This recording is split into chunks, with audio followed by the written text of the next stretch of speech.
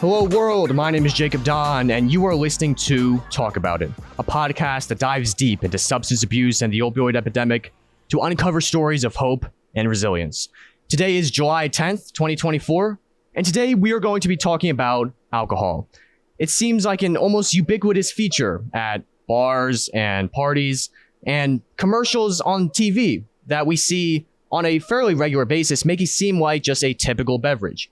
But is it really? And what are the risks of drinking? To answer those questions and more, I'm honored to have Becky Uniatowski with us today. Becky is the founder of Paying It Forward in memory of Sean Walker, as well as Breaking the Stigma, Alcohol, the Forgotten Drug. Becky, it's a beautiful day today, and I'm looking forward to this discussion about alcohol. How are you? I'm doing well. How are you? I'm doing very good. For our audience at home, could you please introduce yourself and tell us your journey through prevention from the beginning until now? Hey, my name is Rebecca Uniatowski. Me and Sean's sisters and my husband started Paying It Forward in memory of Sean after my son died in 2020 of alcohol. The world was shut down. I didn't know he had relapsed, and he literally walked into a hospital and dropped dead in the lobby. So we couldn't have a funeral back then. It was COVID. So we decided to honor Sean's memory by living the way he lived and making up cards, paying it forward cards. And the idea behind it was you gave somebody a card after doing a random act of kindness, and you simply asked them to pay it forward.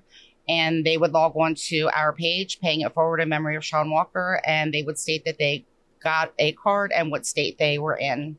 And we have over 1,000 members. We're in approximately 25 to 30 states, and we're in several different countries. Yeah, that's very interesting. Your son, Sean, seems like a very inspirational figure. Could you tell me more about his life and the legacy he left behind? Sean, he was one of two. He has a sister along with two stepsisters. He started drinking probably, in his early 20s. I didn't know the extent of his drinking. But with that aside, Sean was an extremely compassionate young man. He was known to be at a red light and look over to a side, and he would see somebody holding up a sign, and he would look at their shoes. And if they were holy or whatever, Sean would take off his shoes and hand his shoes out the car window and give it to the guy. He was constantly hitting areas where he knew that, people didn't have food, people were panhandling. He never saw that. He saw it as an opportunity to give his lunchbox and all. And then he would revisit these places and continue to serve these people, just listening to them and showing them kindness, taking food, leftovers, saying, I know somebody who could use this. Just even when he was struggling himself, he made sure that he reached out to people of those in need. I'm curious, this extraordinary kindness by Sean, do you think it was just inherent in him, or did he learn it from someone? Our whole family is very compassionate and very caring. I think Sean went overboard in that. And I think it was, he hit a lot of his own demons as far as drinking and stuff like that. And I think he seeked people out who had issues, who maybe had mental health issues. Sean did have mental health issues as far as anxiety disorder and depression. And I think he just that was his way of coping with a lot of things, was to give back. I see. And of course, your son Sean's life and legacy inspired you to create the movement Paying It Forward in memory of Sean Walker. And in fact, you gave me a card right here. Correct. For our viewers at home. This is a card that people give to others, and really the initiative is to pass it on. But of course, you are the founder of it. Could you explain how the origin of Paying It Forward, as well as how it works? Okay, so you can log into our page and ask for us to mail you cards, and we're happy to take your address and mail you the cards. Or what happens is, for those who have cards, or those who've been, given cards or received cards, for example, you could be standing in line at the checkout stand, and somebody behind you could have fewer items than you have, and you let them in front of you, and you simply give them the card and just say, pay it forward. And the idea is to see how far Sean's legacy travels, and how many ways we can show acts of kindness. You can be, the light in a world that's really full of darkness. Right. And I'm aware that paying it forward has reached and touched the hearts of people in numerous states as well as a few countries. Yes. We're in approximately 25 to 30 states, and we're in countries I know, Vietnam, Guam. It shows us on our stats, so we're in quite a few countries as well. Wow. Now, obviously, the main objective of paying it forward is to really touch people's hearts through kindness. Do you have, after people have received these cards, do you have any personal stories or anecdotes of maybe someone coming back to you or someone saying something on the Facebook page that really impacted your life and inspired you to continue with this initiative? We have had several people. I think one that comes to mind readily is we do get a lot of people that private messages us and ask for help. There was a young lady, a single mom, whose work revolved around her vehicle. I think she was door dashing or something. And her brakes had completely failed. She had no transportation. She had little children. And somebody in the Paying It Forward group got a hold of a mechanic shop, and the mechanic shop agreed to look at this for free. And they did all the work for free after hearing about Sean's Paying It Forward program. So they did all the work that she needed, plus a front alignment, plus gave her a rental for free, all by hearing about what we were trying to do in Sean's legacy. That's so amazing. The fact that kindness is so powerful. I'm wondering, what is your philosophy on kindness? How would you define it? And how would you encourage people to act out that definition of kindness in their own life? Kindness, definitely anybody can do it. It comes from within. To me, when you show kindness to somebody else, it comes forward to you twofold. It doesn't have to be monetary. It doesn't have to be anything spectacular. A simple hello, a simple, just to talk to somebody could change that person's life. You don't know what that person's story is, what they're going through, and what their ending would have been without the kindness that you showed them. And sometimes with Sean, it was a simple just sitting on the sidewalk and talking to somebody, or seeing someone in a restaurant who was sitting alone, and he would ask if he could sit with them. I want to switch gears here and focus on the topic of alcohol. One of the initiatives that you founded, again, I believe in the inspiration of the life and legacy of your son, was Breaking the Stigma, Alcohol the Forgotten Drug, which is active on Facebook. I want to break this into two parts and focus on each one individually. The first half is breaking the stigma.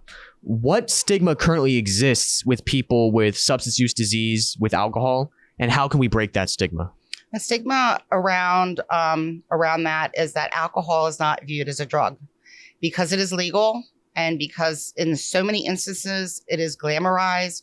It is not defined to people as a drug. It has been defined legally as a drug, but when you talk about drugs, it is not associated with that. It is a different entity. When you talk about overdose, when you talk about the opioid epidemic, alcohol is not considered one of them by many, many people, by many states. And that's where the stigma is that, alcohol is a drug. It's been defined as a drug, and it is a lethal drug. Right. When it comes to stigma, do you have any personal stories or have witnessed anyone suffering from social or financial challenges because of alcohol? Maybe they were, ridiculed or treated poorly. Do you have any stories of that? I don't see where I have seen me myself when I was trying to when I was trying to spread the word on alcohol. I was removed from a lot of groups on Facebook because my child did not die of fentanyl, and because my child did not die of a drug-related disorder. Alcohol is so readily accepted that people don't like to use the words addiction, druggy, junkie. But it's very normal to use the word alcoholic. People don't even think twice. It's just the norm. I don't think it's a whole anonymous group of people that I think have trouble finding where exactly they put in. Is it okay to drink? Is it not okay to drink? Is it just as bad as an overdose? So I don't know if anything, I think they get treated better than someone suffering from maybe an opioid epidemic or a drug overdose. I see. Now, I want to focus on that second half of that initiative, which is alcohol, the forgotten drug. And you already elaborated quite a bit on this, but why do you think alcohol is a forgotten drug? And I know you already mentioned a little bit, but why do you think alcohol is sometimes left out of the conversation when compared to drugs like fentanyl, marijuana, cocaine, etc.? Well, I believe one of the reasons is because it's so readily available. It's on every street corner. You don't have to go far to get it. It's constantly in your face. It is the social norm. It's socially acceptable. It's glamorized at a lot of points. One of the things is that, from my point of perspective, is that when someone overdoses, and again, the drug epidemic is extremely important. When someone overdoses, it's, said that, well, they took a drug, they did not know that fentanyl was involved. When you drink alcohol, if you don't know all the facts, to me, and you overdrink even over a period of times, if you don't know everything that alcohol causes, then to me, that's the same thing as saying I took something and I didn't know everything that was in it. I'm curious, obviously, you have quite a bit of expertise in this field. When it comes to, sometimes when we picture someone with substance use disease or disorder with alcohol, what some people would call an alcoholic, sometimes we picture someone who is kind of depressed and is in a very bad state of life. When it comes to alcohol versus other drugs, like and other addictions to drugs, like marijuana or fentanyl, are there any differences in maybe how that addiction would progress and the different lifestyle changes? Well, alcohol, I think alcohol takes longer for the disease to progress. I think, you do need to receive quantities unless you're doing something like hazing. You can die immediately with, a drug laced with fentanyl, tranq, or, the rhino that's out there now.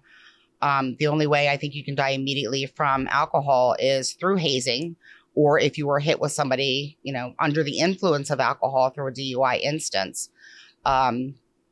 Personally, I didn't even know half of what I know now, and all that's through research. I was one of those ones who was educated, and I thought, I still have till my son's at least 60. That's when you die of liver failure. I still have time to get him in and out of rehab. I thought you could stop. I thought he could just stop. And I used to say to myself, thank God it's not drugs. And it was a whole misconception of everything that I looked into afterwards, that it's not true. It's not true. There's so many ways, and I didn't even know the signs. I believe he had one or two signs, that only one of them, which I was aware of. And even then, to me, I didn't think he was at the danger part, and neither did he. He literally died in the lobby of a hospital, checking in the lobby, not in the waiting room, in the lobby. That's such a tragic story to hear. And of course, that ties into the whole conversation about alcohol. And in this conversation, you seem to make a pretty significant emphasis on education. And that brings to mind something you said in our email correspondence before you came on the show, when you were talking about your son and when you were talking about really your life story with these two initiatives. In an email, you said, quote, "Alcohol is a choice, but how are people supposed to make an educated choice if the education is not there?" So that begs the question, what element of education is missing when it comes to alcohol, and how can we reinstall that educational element into this conversation? Okay, when you go into a liquor store, and I've been visiting several since I've started this journey, there's 2 warnings on an alcohol bottle: that if you are pregnant while drinking, it could harm the fetus, and that it could impair your driving. There is nowhere that says that you can die during withdrawal unless you're under a doctor's care if you are in the height of your addiction. It is in the top 10 carcinogenics, which with 7 different, I believe, if I read that right, causes different types of cancer. I'm sorry, that there are just so many other warnings out there: liver failure, all the effects that it causes. And you don't see any of that on a bottle. You don't see any of that going into a liquor store. You don't hear about that when people are talking about alcohol. They only focus on the 2. You can die, that it causes severe, could impair the health of the baby, or it could impair your driving. It doesn't even say can cause addiction. Recently, I visited a liquor store just to see the signages and stuff like that. And it was posted on my Alcohol, the Forgotten Drug. There were no signs except promoting the different types of alcohol that they had in the liquor store, the new types of alcohol. But above the cash register was a big sign that stated, this many thousands of people died of secondhand smoke. Had nothing to do with alcohol. I think it's great that they put out more warnings regarding cigarettes. We've come a long way where it came to cigarettes. I'm in a liquor store and there's no warning about liquor. And there was so much I didn't know and that I was shocked over after my son died that I had to really search. If they have the product has, they have to be able to let the public know what this causes. This is why we get pamphlets in our drugs when we get them from the drugstore. They have to let people know what that causes, and they're not. From what I understand online, they don't have to. They only have to put those 2 warnings, Surgeon General warnings, on a bottle of alcohol. So how can we make an educated choice, whether we're going to pick up or not, if we don't even have the education? They've stopped MAD in schools. They've stopped DARE. They've stopped putting out the accidents and stuff like that can happen during prom if you drink and drive.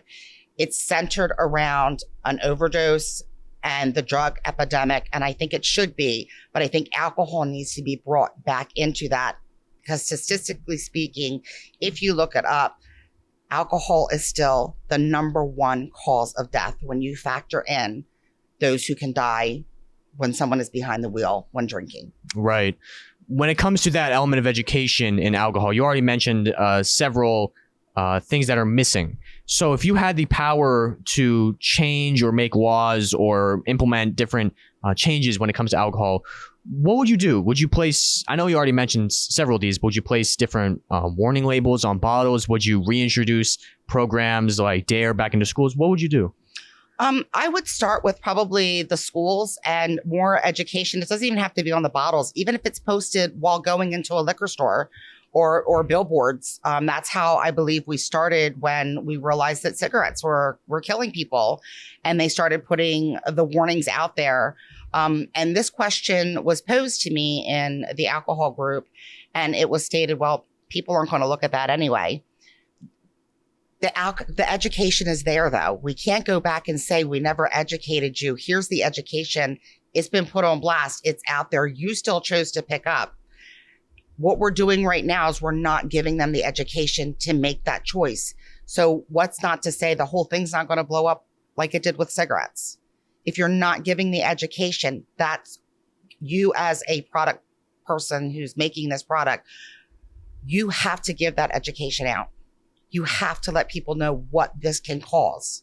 And every day they're finding out what it can cause more and more and more. And people don't know. A lot of people that are in active addiction still do not know that you can die during withdrawal from alcohol if you are not under a doctor's care, if you are under active addiction. Absolutely. This element of education is so critical in this conversation with alcohol. And you mentioned several groups like DARE and a few other organizations that came to schools to try to, in the past, and maybe not so much anymore, that tried to implement that element of education.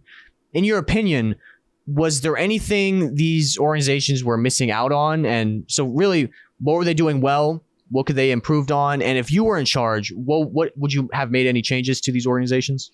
Well, working in the school district for 23 years, I have not seen a lot on alcohol. I have seen it on some, it's just getting started on, the drugs, the opioid epidemic. So I would continue with that and also make it a point to state that alcohol is a drug and what that can cause as well. And center it. The more of the programs I saw when I was in the school district teaching was that of bullying. Bullying became a big thing. Unfortunately, I've been out of the district since 2020, so I don't know what's going on in the districts now. But I would, so there's a program that's called the Empty Shoe Project that was put on by Hope on Deck last year. And it was featuring 537 pairs of empty shoes with a picture of someone lost to substance use. It did not have to be drugs. It did not just have to be alcohol. It could have been mental health disease. But that 537 people represented the 537 souls lost that year in Delaware alone just to overdose, not alcohol, not mental health, just to overdose. I would put something like that. I would love to put something like that on a video because kids today are visual learners. You know, they don't learn out of a textbook like we used to. They're very visual, and play that as an assembly why they had people step up and speak of their experiences, and also people that have speak of their recovery and those who have recovered, because just as important that they know that you can die of these things if taken the wrong choice or if it goes too far. It's just as important to know that recovery exists. Absolutely. You have given us so much knowledge and so much priceless insight into alcohol and your son's life, which is why I'd like to ask one final question in this interview.